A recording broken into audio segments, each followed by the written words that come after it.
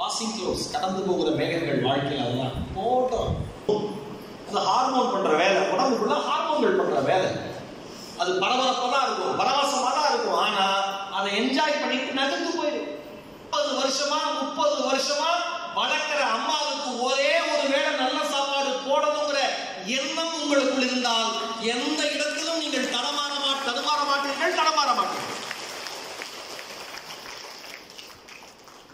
நான் சொல்றேன், கஷ்டப்பட்டு வந்த குடும்பத்திலிருந்து வந்த இளைஞங்கிற அந்த இடத்துல இருந்து நான் சொல்றேன், அம்மாவுக்கு வாழ்நாள்ல கிடைக்கிற நோபல் பரிசு மாதிரி